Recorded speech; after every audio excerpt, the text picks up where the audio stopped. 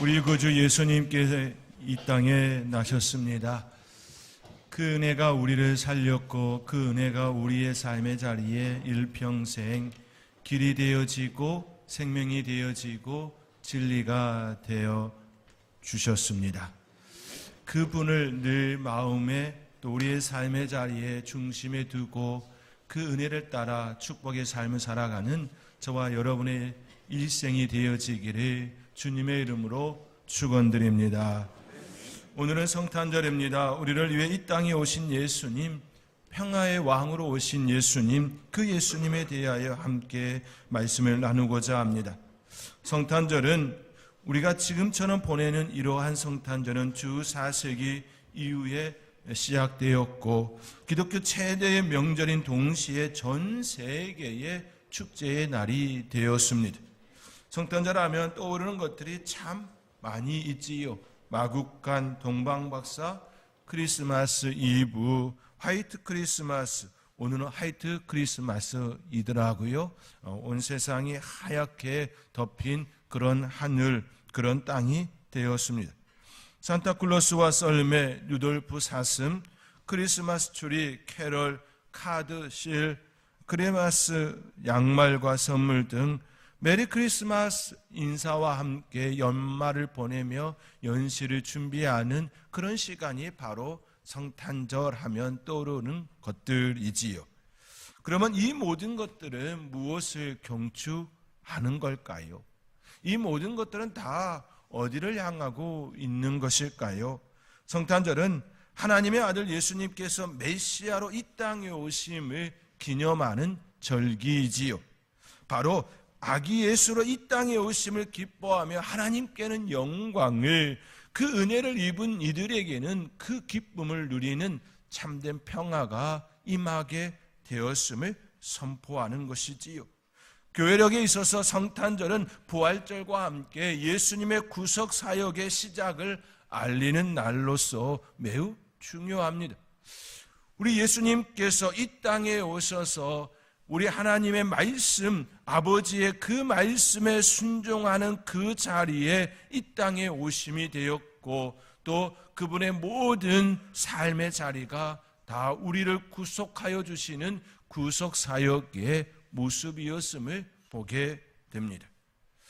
예수님의 오심에 대해 성경은 우리에게 어떻게 말씀하시는지 먼저 잠시 생각해 보면 예수님의 탄생을 가장 극적으로 나타낸 구절은 이사야 9장의 말씀과 오늘 본문의 말씀이지요. 이 구절은 이사야 9장의 말씀과 누가복음 2장의 말씀, 그 구절은 예언과 성취가 담겨져 있습니다. 이사야 9장의 말씀은 예수님이 오실 거라고 하는, 장차 오실 그분에 대한 예언의 말씀이라면 누가복음 2장의 말씀은 예언하신 그 말씀대로 이 땅에 오신 그 아기 예수님, 그 예수님의 성취를 다루고 있습니다. 예언과 성취이지요. 이사야 9장 6절 말씀에 소개된 한 아기는 이사야 7장 14절에 처녀가 잉태하여 아들을 낳을 것이요 그 이름을 임마누엘이라 하리라 예언된 그 아기로 대부분의 주석가들은 그 아기가 바로 예수님, 우리를 위하여 이 땅에 오신 예수님, 그분임을 바라보고 있습니다. 이 구절에서 우리가 유심히 보아야 할 이름이 있습니다. 그분은 모사라, 기모자라 그렇게 네 가지로 표현하는데 그 중에 가장 우리가 유심히 보아야 할 이름이 있지요. 그 이름은 바로 평강의 왕, 평강의 왕입니다. 왜냐하면 그 이어지는 말씀 가운데에 평강의 왕이 행할 일에 대하여 자세히 다루고 있기 때문입니다. 평강은 메시아의 가장 중요한 사역이었습니다. 히브리어로 샬롬이지요. 샬롬. 저는 그래서 카톡에 메시지를 주고받을 때에 샬롬이라는 말을 참 좋아합니다. 평화. 예수 그리스도께서 이 땅에 오심으로 우리 안에 이루어진 그 샬롬, 그 평화가 진정 우리의 삶의 자리에 일어나기를 원하는 그 마음에서 그렇게 샬롬 표현을 담습니다. 샬롬은 전쟁이나 세상의 그 어떤 위협으로도 흐트러지지 않는 공의와 정의의 상태입니다. 전쟁과 세상의 수많은 위협들이 있지요. 우리를 힘들게 하는 그 많은 요소들이 있습니다. 그 많은 요소들이 있음에도 불구하고 우리 안에 이루어진 그 평안은 결코 빼앗기지 않습니다. 핍박과 박해와 고난 가운데 있었던 수많은 그리스도인들이 결코 우리 하나님께서 주신 그 평화를 빼앗기지 않았습니다. 전쟁 그 참호 속에서도 앞에 다가올 그 죽음의 순간이 앞에 있음에도 불구하고 그들의 마음속에 있었던 그 평화는 결코 빼앗기지 않았습니다. 평강의 왕이 공의와 정의로 다스리는 세상은 에레미야 선지자가 예언한 그러한 나라의 모습이지요. 에레미야 23장 5절 6절 말씀에 여호와의 말씀이니라 보라 때가 이르리니 내가 다윗에게 한 의로운 가지를 일으킬 것이라. 그가 왕이 되어 지혜롭게 다스리며 세상에서 공의와 정의를 행할 것이며 그의 날에 유다는 구원을 받겠고 이스라엘은 평안히 살 것이며 그의 이름은 여호와 우리의 공이라 일컬음을 받으리라. 예레미야 선지자의 그 고백과 같이 이 땅에 하나님께서 역사하심으로 인하여 구원이 선포되었고 평안이 우리 가운데 임하여지는 그러한 공의와 정의가 선포되어진 나라이지요. 2000년 전 어느 날 밤 양떼를 지키고 있는 목자들 사이에 수많은 천군 천사가 나타나 노래한 메시지가 바로 평강의 왕이 도래함이라는, 평강의 왕이 우리 가운데 오심에 대한 메시지였습니다. 오늘 본문 14절의 말씀이었지요. 지극히 높은 곳에는 하나님께 영광이요 땅에서는 하나님이 기뻐하신 사람들 중에 평화로다.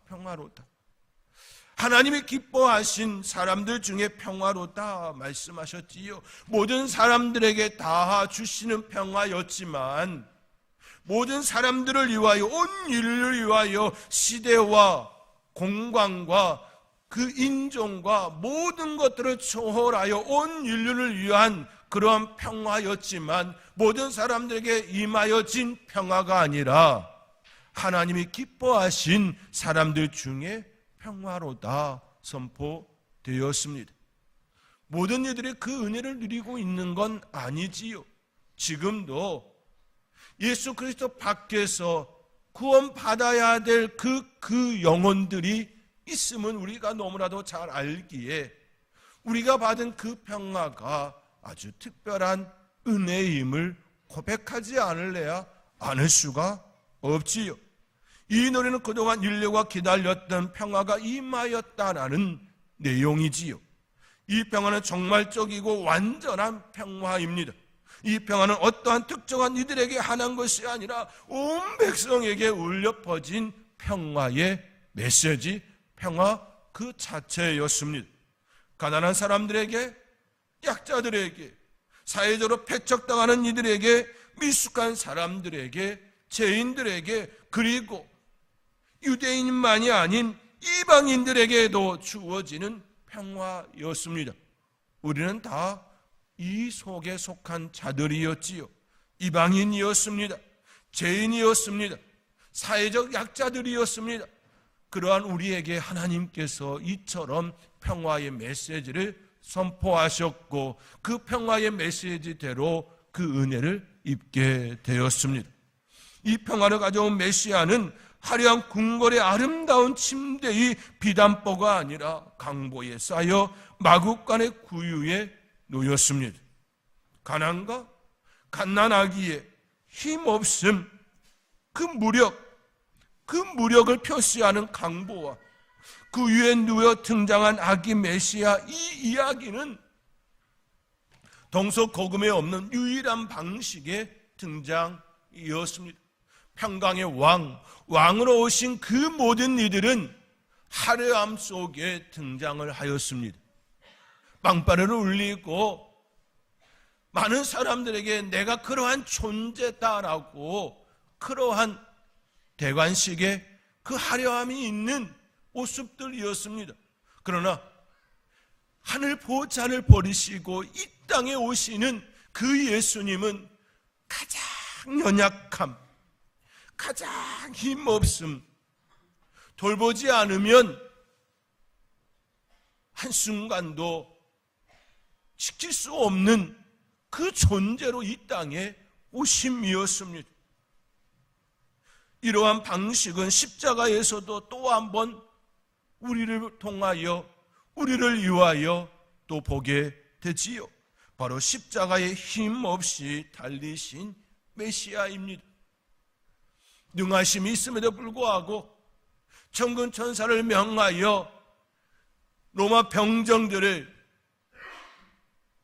메시아를 공격하는 그 모든 이들을 다 물리칠 수 있음에도 불구하고 아무런 저항도 없이 그 자리에 있었습니다.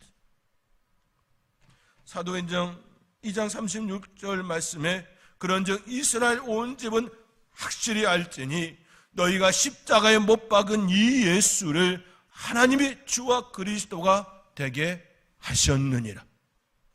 아무런 저항도 없이 오직 아버지 하나님의 그 말씀을 따르기 위하여 온 인류를 구원하시기 위하여 힘없이 그 자리에 있음에 대한 모습이 바로 갓난 아기의 그 모습과 십자가의 그 모습이 처음과 마지막이 동일하게 그렇게 우리에게 역사됨이 되었습니다. 우리 모두의 살롬이신 예수님께서 십자가에 달려서 죽으신 것은 평화의 왕으로서 마지막까지 평강을 이루기 위한 자신을 내어주는 사랑이었습니다. 아무런 힘도 없이 로마 병정의 채찍에 맞고 쓰러지며 또 맞고 또 쓰러지며 끝까지 모든 것들을 다 내어주신, 그렇게 쓰러지며 짊어지신 십자가는 우리를 위한 평화였습니다. 그분이 주신 평화, 그 살롬은 일반적인 평화를 뛰어넘는 의미를 담습니다. 주님이 주시는 살롬은 단순히 전쟁이 없고 민족과 국가와 가정이 화목하고 평안하며 개인의 마음이 평안한 상태만을 의미하지 않습니다. 살롬의 가장 중요한 의미는 구원입니다. 죄로부터의 구원, 영원히 죽을 수밖에 없는 그 지옥에 관하여 벗어날 수 있는 그 지옥으로부터의 구원, 영생에 이르는 그 길을 말씀하심입니다. 이스라엘 백성들에게 살롬은 애굽으로부터의 구출이 상징하는 바대로 온전한 하나님 나라로 들어가는 그것을 의미합니다. 또한 살롬은 하나님과의 관계와 이웃과의 관계로 이해되게 되지요. 우선 살롬은 하나님과의 완전한 관계의 회복으로부터 오지요. 하나님과의 관계가 완전해지기 위해서는 우리의 죄의 문제가 해결되어야 합니다. 그 죄의 문제를 우리 예수님께서 평화의 왕으로 화목제물 되어주셔서 십자가에서 모든 것들을 다 내어주심으로 하나님과 단절된 우리를 연결시켜 주시고 참된 하나님과 나 사이가 되게 하여 주셨습니다. 하나님과의 화목, 단절된 삶에서 연결된 축복, 참된 평화, 참된 화목을 누리게 되었습니다. 하나님과의 회복이 된 우리는 이제는 이웃에게로 나가야 한 사명이 주어지지요. 이웃에 냉담하고 무관심했던 것을 회개하며 관계를 회복할 때 살롬으로 나아가는 길이 더 열리게 됨을 우리는 기억해야 합니다.